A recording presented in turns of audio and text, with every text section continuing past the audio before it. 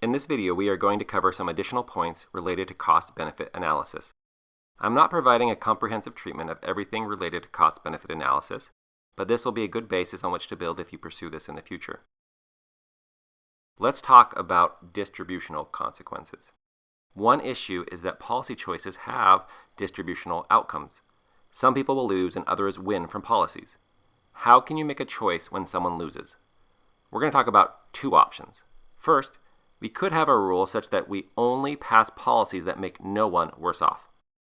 Second, you could choose policies where some people lose, but then you compensate those who lose. Let's talk about the option where you limit yourself to policies where there are no losers. A Pareto optimal decision is one where changes to the status quo make no one worse off and at least one person better. Here's a simple example where Dan and Deb are deciding whether they should stay in Missouri or move to California. In this case, moving to California is Pareto optimal decision because Dan is not made worse off and Deb is made better off. In some cases, there is no Pareto optimal choice. Notice, here, Dan prefers living in Missouri. However, moving to California would only mean a small loss to Dan and would be a big gain to Deb. So maybe they should do it. This leads us to the second option. So in the second option, we can make a choice that maximizes the aggregate welfare, and then to make it fair, we compensate the losses. So in this case, they would move to California, but then Deb would transfer resources to Dan. Maybe she would buy a big screen TV to make him happy. In practice, it can be difficult to compensate those who lose. One issue is that it can be difficult to decide how much each party values something. Eminent domain issues are an example of when this might happen in practice. A common example of eminent domain occurs when a government takes property in order to build a project like a road or a park, even if the person doesn't want to sell their property. A justification for doing this might be that the benefit of the project is so large that it outweighs the loss to the person who loses their property. But how do we decide how much that property is worth to that individual? If we ask them, they might have strong biases to overreport what it is worth to them. The other reality is that we often fail to compensate those who lose from a policy. Free trade strongly benefits the majority of people by lowering prices for everyone.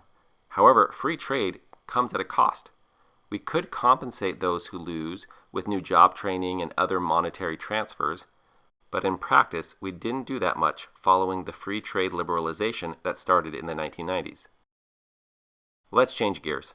One other issue is that it can be difficult to decide what should go into a cost-benefit analysis. One issue is simply deciding who has standing. In other words, whose gains and losses should we count?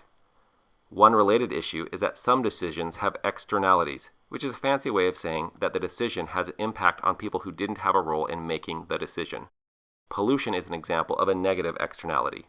When a country pollutes, it impacts everyone, including those in other locations. Higher education is an example of a positive externality. When people get educated, they are more likely to get good jobs and pay more in taxes. That benefits everyone. They are also less likely to need to request government assistance. Again, something that benefits others. Another difficulty is that once you have options, you need to determine the value of each outcome and the probabilities of experiencing those outcomes.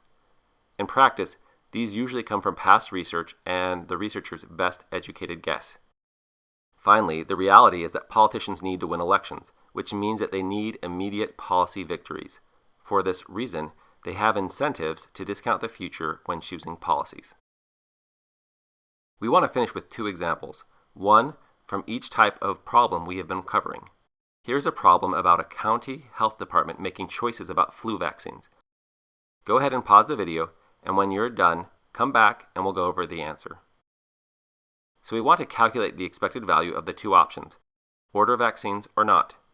To get the expected cost of the free vaccine, start with the upfront cost of $100,000. Then we multiply $200,000 by the 0.1 or 10% chance that they will need to spend that $200,000. So the expected cost is $120,000. If they go with the no vaccine option, they spend nothing up front. However, there is a 15% chance that they will have to spend $800,000. Again, the expected value is $120,000. So in both cases, the expected value is the same, and a risk-neutral policymaker should be indifferent between the two options.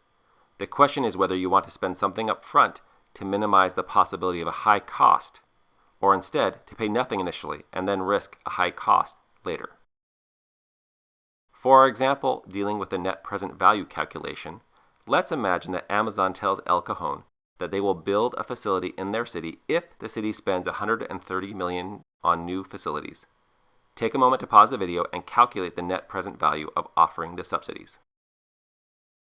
To get us started, we have to first start with the negative 130, since that is what they have to pay up front.